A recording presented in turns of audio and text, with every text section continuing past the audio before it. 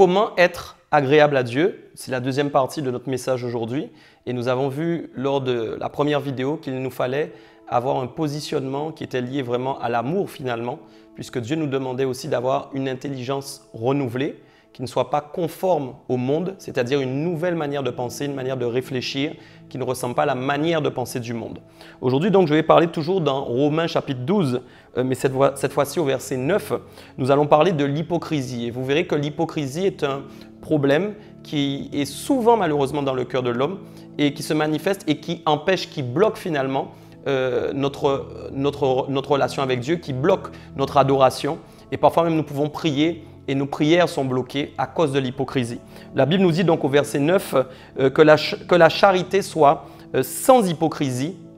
Ayez le mal en horreur, attachez-vous fortement au bien. L'hypocrisie est donc attachée au mal. Et Paul nous exhorte à nous attacher fortement au bien. Il y a une notion de force, il y a une notion quelque part un petit peu de rage spirituelle qui nous demande vraiment de nous faire violence pour pouvoir nous attacher au bien. Et donc, s'il nous demande d'être fortement attachés au bien, c'est parce qu'il sait que si nous ne sommes pas suffisamment attachés au bien, il y a des risques pour que nos cœurs s'attachent à des choses mauvaises. Et aucun d'entre nous n'est infaillible, car dans les relations, dans le relationnel, il arrive souvent qu'il y ait parfois des déceptions, des frustrations, des problématiques qui peuvent amener justement la naissance de l'hypocrisie. Pourquoi? L'hypocrisie, en fait, c'est tout simplement un sentiment qui naît dans le cœur et qui s'installe, qui est lié à un non-dit, c'est-à-dire quelque chose que nous ne disons pas à quelqu'un, soit par crainte, soit par peur, par angoisse, ou même tout simplement parce que parfois nous avons une problématique pour parler aux autres. Et souvent, les choses que nous ne disons pas, les non-dits, vont créer des discussions internes, intérieures dans nos cœurs. Et le cœur a cette faculté de propager dans nos pensées, évidemment, des histoires. Et ces histoires vont naître et parfois dans notre esprit, nous pouvons médire des personnes. Nous pouvons même être là avec elles, en train de sourire, de parler avec elles. Et en même temps, nous sommes en train de médire à l'intérieur. L'autre problème, c'est que nous pouvons aussi rencontrer des personnes qui ont ce même problème lié à l'hypocrisie. Et ces personnes ne vont pas nous aider, bien au contraire, lorsque nous allons entamer des discussions avec elles, elles aussi vont surenchérir en entamant elles aussi des discussions et nous allons nous retrouver au milieu de paroles vaines, de paroles inutiles, en train parfois même de massacrer quelqu'un sans nous en rendre compte et de porter des jugements. Il est important de comprendre que quand nous avons ce genre de comportement, nous ne sommes vraiment pas agréables à Dieu.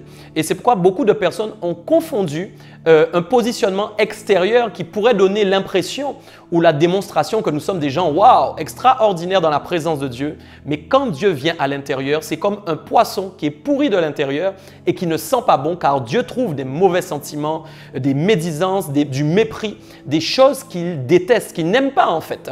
Et donc vous devez vous dire aujourd'hui en entendant cette vidéo, c'en est assez, je veux que cela s'arrête car il y a une réelle opposition à la présence de Dieu quand je suis dans cet état. Il va dire d'ailleurs au verset 10 que par amour fraternel, c'est-à-dire le fait que nous soyons entourés dans le corps de Christ, de nos frères, de nos sœurs, il va dire nous devons être pleins d'affection les uns pour les autres. Le mot qui est employé, c'est plein. Le plein, exactement comme vous allez à la cuve d'essence pour remplir la voiture, c'est elle qui vous permet d'aller au bout de votre destination. Et si évidemment vous n'êtes pas plein d'affection, vous ne pourrez pas aller au bout de la destination sur le plan relationnel.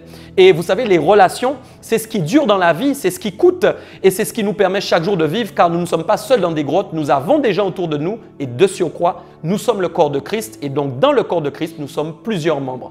Je vous invite donc aujourd'hui à faire le plein d'affection et surtout, il dit plus loin, par honneur d'user de prévenance réciproque. La prévenance, c'est quand nous voyons quelqu'un qui va tomber par avance. Nous sommes capables de le supporter avant même qu'il tombe. Et donc, c'est ce plein d'affection qui nous permet d'avoir des regards centrés sur les autres et non sur nous-mêmes. Il y a donc une notion aussi, une capacité du moins à se décentrer de nous-mêmes, de se défocaliser pour être focalisé sur les autres. J'aimerais donc vous dire, être agréable à Dieu, lui offrir un culte agréable, c'est être capable vraiment de pouvoir obtenir du moins les sentiments que Christ avait sur la terre. Soyez pleinement exhortés et je vous invite à ne plus jamais être hypocrite. À bientôt.